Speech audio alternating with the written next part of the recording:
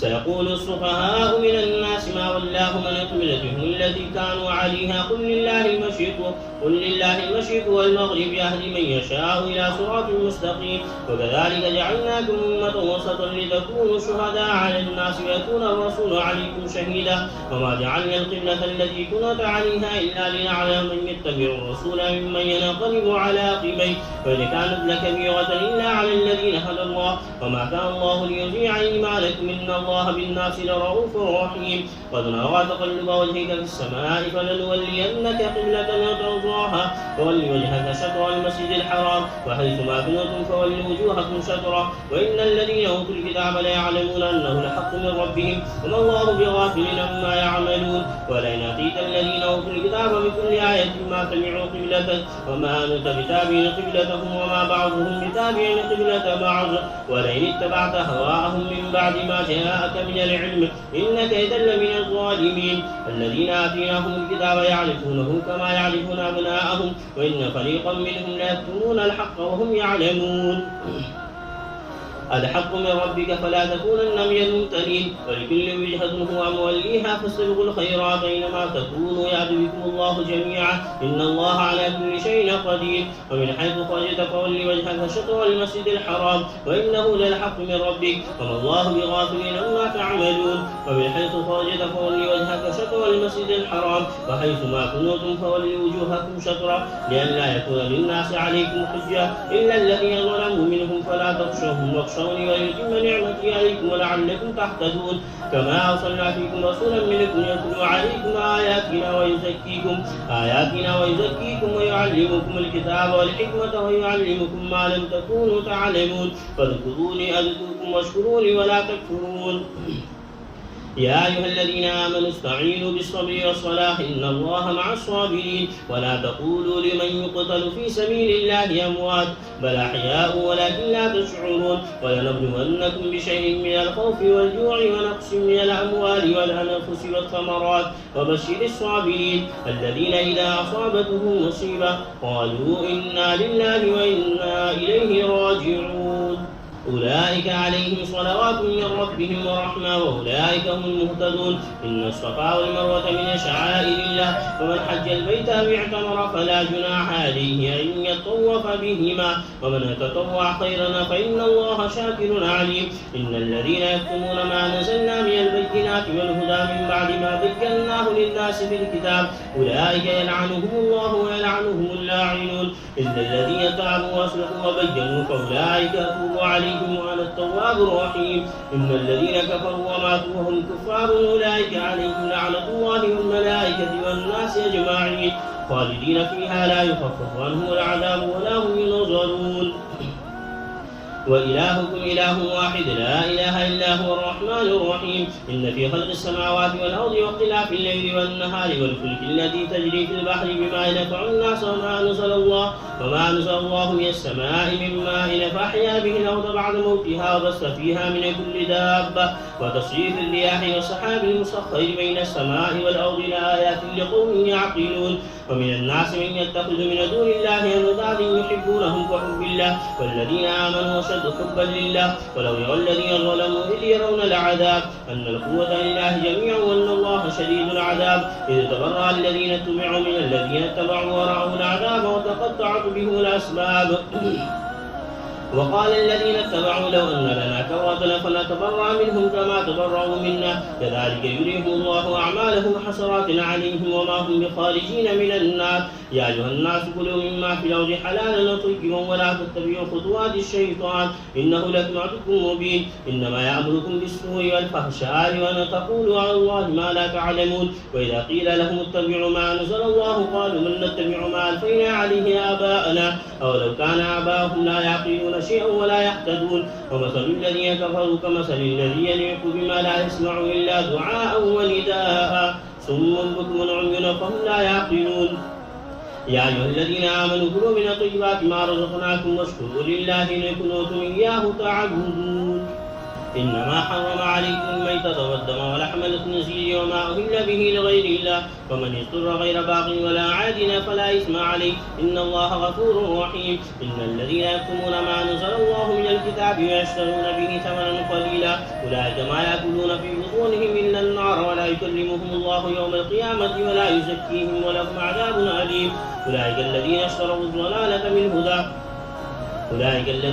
الضلالة بالهدى والعذاب بالمغفرة، فما أصبرهم على النار، ذلك بأن الله نزل الكتاب بالحق، وإن الذين اختلفوا في الكتاب لفي شقاق بعيد.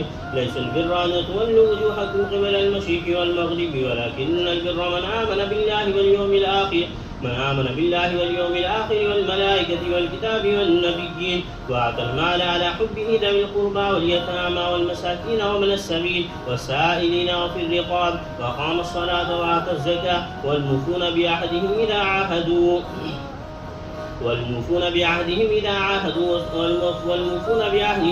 عاهدوا والصابرين في البأساء والضراء وحين البأس، أولئك الذين صدقوا وأولئك هم المتقون. يا أيها الذين آمنوا كتب عليكم القصاص في القتلى، الحر بالحر والعبد بالعبد والأنثى بالأنثى، ومن عفي له من أخيه شيء فاتباع بالمعروف وأداء إليه بإحسان، ذلك تخفيف من ربكم ورحمة، فمن اعتدى بعد ذلك فله عذاب أليم. ولكم في القصاص حياة يا أولي الألباب لعلكم تتقون. كتب عليكم إذا حضر أحدكم الموت إن ترك خيرا الوصية للوالدين والأقربين بالمعروف حقا على المتقين، فمن بدله بعدما سمعه فإنما إثمه على الذين يبدلونه، إن الله سميع عليم. فمن خاف أن يوصل جنفا أو إثما فأصلح بينهم فلا إثم عليه، إن الله غفور رحيم. يا أيها الذين آمنوا كتب عليكم الصيام كما كتب على الذين من قبلكم لعلكم تتقون، أياما معدودات، فمن كان منكم مريضا أو على سفر فعدة من أيام أخر، وعلى الذين يطيقونه فدية طعام مسكين، فمن تطوع خيرا فهو خير له، وأن تصوموا خير لكم إن كنتم تعلمون. شهر رمضان الذي أنزل فيه القرآن هدى للناس بينات من الهدى والفرقان، فمن شهد منكم الشهر فليصم، ومن كان مريضا أو على سفر فعدة من أيام أخر، يريد الله بكم اليسر ولا يريد بكم العسر، ولتكملوا العدة ولتكبروا الله على ما هداكم ولعلكم تشكرون. وإذا سألك عبادي عني فإني قريب أجيب دعوة الداء إذا دعاني فليستجيبوا لي وليؤمنوا بي لعلهم يرشدون. أحل لكم ليلة الصيام الرفث إلى نسائكم هن لباس لكم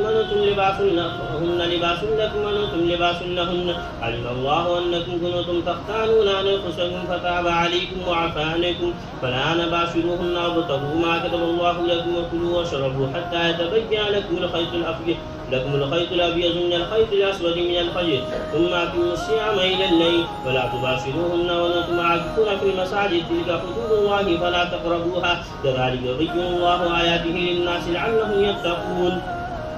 ولا تأكلوا أموالكم بينكم بالباطل وتدلوا بها إلى الحكام لتأكلوا فريقا من أموال الناس بالإثم وأنتم تعلمون. يسألونك عن الأهلة قل هي مواقيت للناس والحج، وليس البر بأن تأتوا البيوت من ظهورها، ولكن البر من اتقى، وأتوا البيوت من أبوابها، واتقوا الله لعلكم تفلحون. وقاتلوا في سبيل الله الذين يقاتلونكم ولا تعتدوا، إن الله لا يحب المعتدين. وقتلوهم حيث ثقفتموهم وأخرجوهم من حيث أخرجوكم، والفتنة أشد من القتل، ولا تقاتلوهم عند المسجد الحرام حتى يقاتلوكم فيه، فإن قاتلوكم فاقتلوهم، كذلك جزاء الكافرين. فإن انتهوا فإن الله غفور رحيم. وقاتلوهم حتى لا تكون فتنة ويكون الدين كله لله، فإن انتهوا فلا عدوان إلا على الظالمين.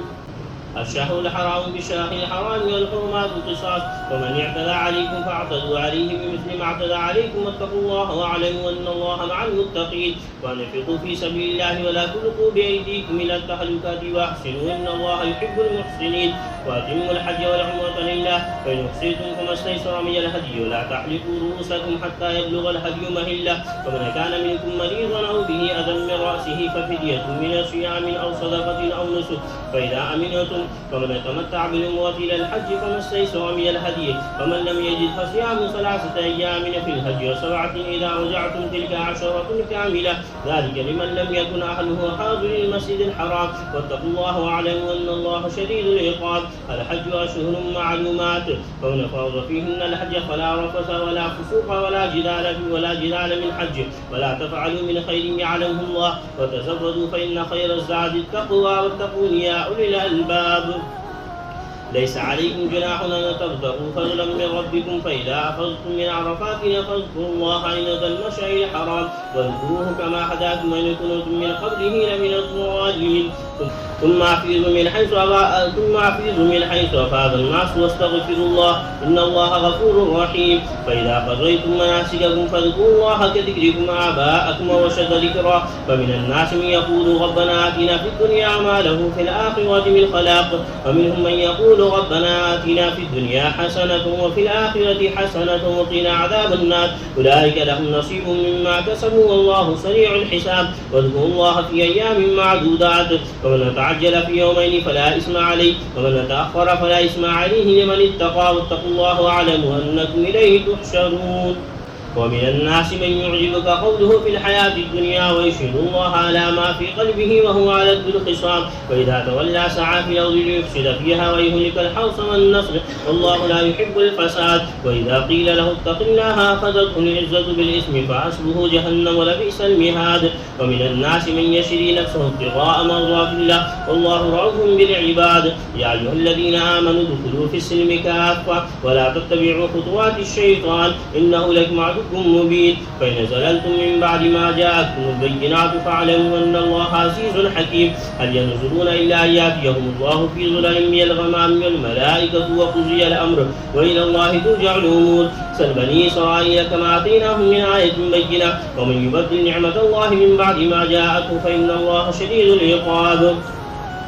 زين للذين كفروا الحياة الدنيا ويسخرون من الذين آمنوا والذين اتقوا فوقهم يوم القيامة والله يرزق من يشاء بغير حساب. كان الناس أمة واحدة فبعث الله النبيين مبشرين ومنذرين ونزل معهم الكتاب بالحق ليحكم بين الناس فيما اختلفوا فيه وما اختلف فيه إلا الذين أوتوه من بعد ما جاءتهم البينات بغيا بينهم فهدى الله الذين آمنوا لما اختلفوا فيه من الحق بإذنه والله يهدي من يشاء إلى صراط مستقيم. أم حسبتم أن تدخلوا الجنة ولما يأتكم مثل الذين خلوا من قبلكم مستهم البأساء والضراء وزلزلوا حتى يقول الرسول والذين آمنوا معه متى نصر الله ألا إن نصر الله قريب. يسألونك ماذا ينفقون قل ما أنفقتم من خير فللوالدين والأقربين واليتامى والمساكين وابن السبيل وما تفعلوا من خير فإن الله به عليم. كتب عليكم القتال وهو كره لكم وعسى أن تكرهوا شيئا وهو خير لكم وعسى أن تكرهوا شيئا وهو خير كتب عليكم القتال وهو كره لكم وعسى أن تكرهوا شيئا وهو خير لكم وعسى أن تحبوا شيئا وهو شر لكم والله يعلم وأنتم لا تعلمون. يسألونك عن الشهر الحرام قتال فيه قل قتال فيه كبير صد عن سبيل الله وكفر به والمسجد الحرام وإخراج أهله منه أكبر عند الله والفتنة أكبر من القتل ولا يزالون يقاتلونكم حتى يردوكم عن دينكم إن استطاعوا ومن يرتد منكم عن دينه فيمت وهو كافر فأولئك أصحاب النار هم فيها خالدون. إن الذين آمنوا هاجروا وجاهدوا في سبيل الله أولئك يرجون رحمة الله والله غفور رحيم. يسألونك عن الخمر والميسر قل فيهما إثم كبير ومنافع للناس وإثمهما أكبر من نفعهما ويسألونك ماذا ينفقون قل العفو كذلك يبين الله لكم الآيات لعلكم تتفكرون في الدنيا والآخرة. فيسألونك عن اليتامى قل إصلاح لهم خير وإن تخالطوهم فإخوانكم والله يعلم المفسد من المصلح ولو شاء الله لأعنتكم إن الله عزيز حكيم. ولا تنكحوا المشركات حتى يؤمن ولا أمة مؤمنة خير من مشركة ولو أعجبتكم ولا تنكحوا المشركين حتى يؤمنوا ولا عبد مؤمن خير من مشرك ولو أعجبكم أولئك يدعون إلى النار والله يدعو إلى الجنة والمغفرة بإذنه ويبين آياته للناس لعلهم يتذكرون. ويسألونك عن المحيض قل هو أذى فاعتزلوا النساء في المحيض ولا تقربوهن حتى يطهرن فإذا تطهرن فأتوهن من حيث أمركم الله الله إن الله يحب التوابين ويحب المتطهرين. نساؤكم حرث لكم فأتوا حرثكم أن شئتم وقدموا لأنفسكم واتقوا الله واعلموا أنكم ملاقوه وبشر المؤمنين. ولا تجعلوا الله عرضة لأيمانكم أن تبروا وتتقوا وتصلحوا بين الناس والله سميع عليم. لا يؤاخذكم الله باللغو في أيمانكم ولكن يؤاخذكم بما كسبت قلوبكم والله غفور حليم. للذين يؤلون من نسائهم تربص 4 أشهر فإن فاءوا فإن الله غفور رحيم وإن عزموا الطلاق فإن الله سميع عليم. والمطلقات يتربصن بأنفسهن 4 أشهر و10 فإذا بلغن أجلهن فلا جناح عليكم فيما فعلن في أنفسهن بالمعروف والله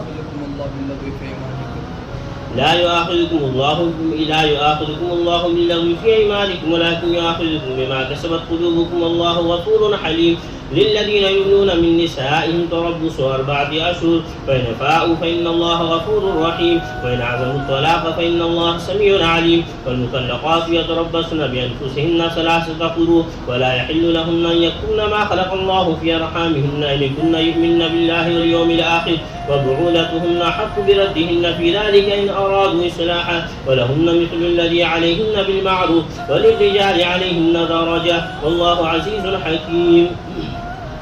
الطلاق 2 فإمساك بمعروف أو تسريح بإحسان ولا يحل لكم أن تأخذوا مما آتيتموهن شيئا إلا أن يخافا أن لا يقيما حدود الله فإن خفتم أن لا يقيما حدود الله فلا جناح عليهما فيما افتدت به تلك حدود الله فلا تعتدوها ومن يتعد حدود الله فأولئك هم الظالمون. فإن طلقها فلا تحل له من بعد حتى تنكح زوجا غيره فإن طلقها فلا جناح عليهما أن يتراجعا إن ظنا أن يقيما حدود الله وتلك حدود الله يبينها لقوم يعلمون. وإذا طلقتم النساء فبلغن أجلهن فامسكوهن بمعروف أو سرحوهن بمعروف ولا تمسكوهن ضرارا لتعتدوا ومن يفعل ذلك فقد ظلم نفسه. ولا تتخذوا آيات الله هزوا واذكروا نعمة الله عليكم وما أنزل عليكم من الكتاب والحكمة يعظكم به واتقوا الله واعلموا أن الله بكل شيء عليم. وإذا طلقتم النساء فبلغن أجلهن فلا تعذروهن أن ينكحن أزواجهن إذا تراضوا بينهم بالمعروف ذلك يوعظ به من كان منكم يؤمن بالله واليوم الآخر ذلكم أزكى لكم وأطهر والله يعلم وأنتم لا تعلمون. والوالدات يرضعن أولادهن حولين كاملين لمن أراد أن يتم الرضاعة وعلى المولود له رزقهن وكسوتهن بالمعروف لا تكلف نفس إلا وسعها لا تضار والدة بولدها ولا مولود له بولده وعلى الوارث مثل ذلك فإن أراد فصالا عن تراض منهما تشابه فلا جناح عليهما. وإن أردتم أن تستوضعوا أولادكم فلا جناح عليكم إذا سلمتم ما آتيتم بالمعروف واتقوا الله واعلموا أن الله بما تعملون بصير. والذين يتوفون منكم ويذرون أزواجا يتربصن بأنفسهن 4 أشهر و10 فإذا بلغن أجلهن فلا جناح عليكم فيما فعلن في أنفسهن بالمعروف والله بما تعملون خبير. ولا جناح عليكم فيما عرضتم به من خطبة النساء أو أكننتم في أنفسكم علم الله أنكم ستذكرونهن ولكن لا تواعدوهن سرا إلا أن تقولوا قولا معروفا ولا تعزموا عقدة النكاح حتى يبلغ الكتاب أجله واعلموا أن الله يعلم ما في أنفسكم فاحذروا واعلموا أن الله غفور حليم. لا جناح عليكم إن طلقتم النساء ما لم تمسوهن أو تفرضوا لهن فريضة ومتعوهن على الموسع قدره وعلى المقتر قدره متاعا بالمعروف حقا على المحسنين. فإن طلقتموهن من قبل أن تمسوهن قد فرضتم لهن فريضة فنصف ما فرضتم إلا أن يعفون أو يعفو الذي بيده عقدة النكاح وأن تعفوا أقرب للتقوى ولا تنسوا الفضل بينكم إن الله بما تعملون بصير. حافظوا على الصلوات والصلاة الوسطى وقوموا لله قانتين. فإن خفتم فرجالا أو ركبانا فإذا أمنتم فاذكروا الله كما علمكم ما لم تكونوا تعلمون. والذين يتوفون منكم ويذرون أزواجا وصية لأزواجهم متاعا إلى الحول غير إخراج فإن خرجنا فلا جناح عليكم فيما فعلنا في أنفسهن من معروف والله عزيز حكيم. وللمطلقات متاعا بالمعروف حقا على المتقين كذلك يبين الله لكم آياته لعلكم تعقلون. ألم تر إلى الذين خرجوا من ديارهم وهم ألوف حذر الموت فقال لهم الله موتوا ثم أحياهم إن الله لذو فضل على الناس ولكن أكثر الناس لا يشكرون وقاتلوا في سبيل الله واعلموا أن الله سميع عليم من ذا الذي يقرض الله قرضا حسنا فيضاعفه له أضعافا كثيرا والله يقبض ويبسط وإليه ترجعون ألم تر إلى الملأ من بني إسرائيل من بعد موسى إذ قالوا لنبي له بعث لنا ملكا نقاتل في سبيل الله قال هل عصيتم إن كتب عليكم القتال ألا تقاتلوا قالوا وما لنا ألا نقاتل في سبيل الله وقد أخرجنا من ديارنا وأبنائنا فلما كتب عليهم القتال تولوا إلا قليلا منهم والله عليم بالظالمين وقال لهم نبيهم إن الله قد بعث لكم طالوت ملكا قالوا أن يكون له الملك علينا ونحن أحق بالملك منه ولم يؤت سعة من المال قال إن الله اصطفاه عليكم وزاده بسطة في العلم والجسم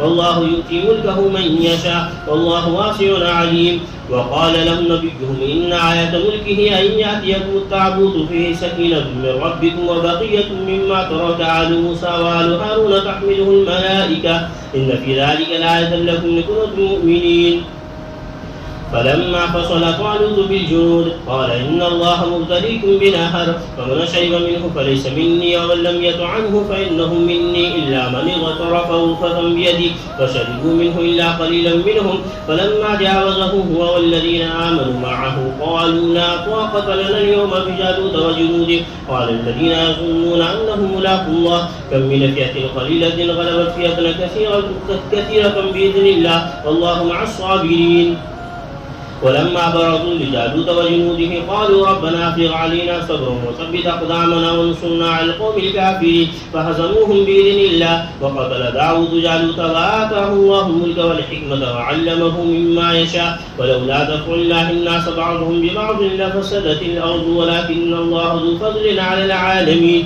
تلك ايات الله نتلوها عليك بالحق وانك لمن المرسلين